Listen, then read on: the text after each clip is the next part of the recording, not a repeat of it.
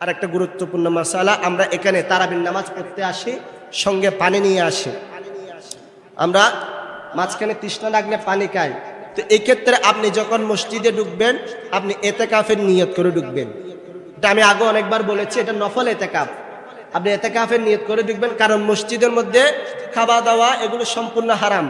আপনি মসজিদের মধ্যে খাবার খাইতে পারবেন না, মসজিদের মধ্যে দুনিয়াবি কথা বলতে পারবেন না। আপনি যদি এতেকাফের নিয়ত করে ঢুকেন, তো যারা এতেকাফ করে তাদের জন্য তো কি জায়েজ আছে। তো আপনি এতেকাফ করে ঢুকলে আপনি মসজিদের মধ্যে পানি খাইতে পারবেন, আপনি দুনিয়াবি কথা বলতে পারবেন না। সেই জন্য আপনারা মসজিদে ঢোকার সময় এতেকাফের নিয়ত করে ঢুকবেন। আল্লাহ পাক রব্বুল আলামিন আমাদের সকলকে আমল করার তৌফিক দান করুক। সকলে বলুন আমিন। আমরা রমজান মাসের মধ্যে আমরা সবাই সেহরি খেতে উঠি। এই সেহরির শেষ সময় কতক্ষণ? আমরা কতক্ষণ পর্যন্ত সেহরি খেতে পারবো? সেহরির একটা টাইম এখন আধুনিক যুগ ক্যালেন্ডারের মধ্যে দেওয়া আছে। মোবাইলে আপনি দেখতে পাচ্ছেন, আপনি অনলাইনে দেখতে পাচ্ছেন, বা মসজিদের মাইকের মধ্যেও যখন সেহরির শেষ সময় হয় তখন আপনাদেরকে জানিয়ে দেওয়া হয়। তো এই যে একটা সময় সেহরির সময় নির্ধারিত করে দিয়েছে, আপনাকে এই সময়ের মধ্যে সেহরি খাওয়া আপনাকে শেষ করে দিতে হবে। যেমন এই যে আজকে শুক্রবার আমরা যে রোজা রেখেছি, আজকের সেহরির সময় ছিল 4:51।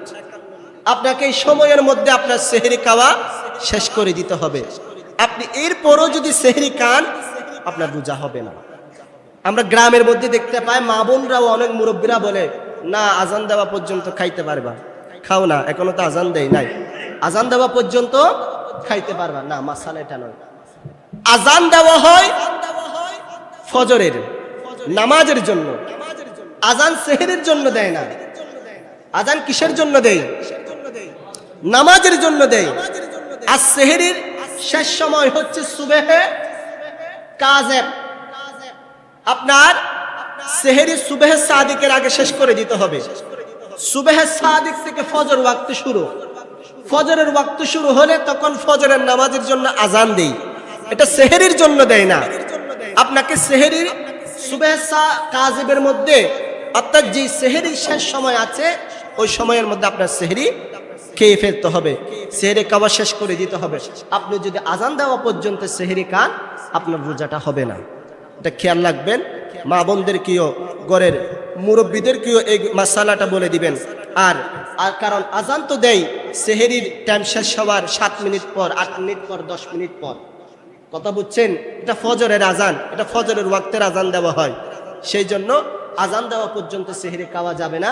যে সময়টা ক্যালেন্ডারে নির্ধারিত, ওই সময়ের মধ্যে সেহরি খাবেন। হ্যাঁ, যদি কোনো সময়ের কারণে যদি আপনি সেহরি খাইতে না পারেন, তাহলে আপনি নিয়ত করবেন, আপনি ওর মধ্যে রোজা হয়ে যাবে। আপনি ঘুম থেকে আপনি জাগতে পারেন নাই, অনিচ্ছাবশত, সমস্যা নাই, আপনি নিয়ত করে ফেলবেন, আপনার রোজা হয়ে যাবে। রমজান মাসের মধ্যে থুতু গিলে ফেললে রোজা থাকবে কিনা? হ্যাঁ, যদি আপনি থুতু গিলেন, রোজা থাকবে। থুতু গিলানোর কারণে আপনার রোজা ভঙ্গ হবে না। কথা বুঝছেন? তবে হ্যাঁ, থুতুর সাথে যদি অনেক সময় অনেকের দাঁতের মাড়ি থেকে রক্ত বের হয়, তো রক্ত যদি থুতুর সাথে মিশে যায়, রক্তের পরিমাণ যদি তুতের চেয়ে বেশি হয়ে যায়, ওই থুতু যদি আপনি গিলেন, আপনার রোজা ভেঙে যাবে। তখন আপনাকে থুতুগুলো ফেলে দিতে হবে।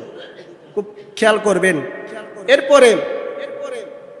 তারপরে রমজান মাসের মধ্যে দাঁত ব্রাশ, অনেক ভাইদেরকে দেখি সেহরি খাওয়ার পরে ঘুমায়, সকালে ঘুম থেকে উঠে দাঁত ব্রাশ করে।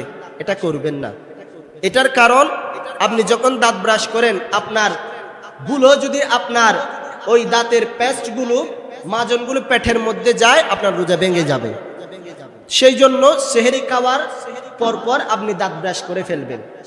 যখন সেহরির সময় থাকে, আপনি খাবার খাওয়ার সাথে সাথে দাঁত ব্রাশ করে ফেলবেন। সকালে উঠে দাঁত ব্রাশ করিয়েন না।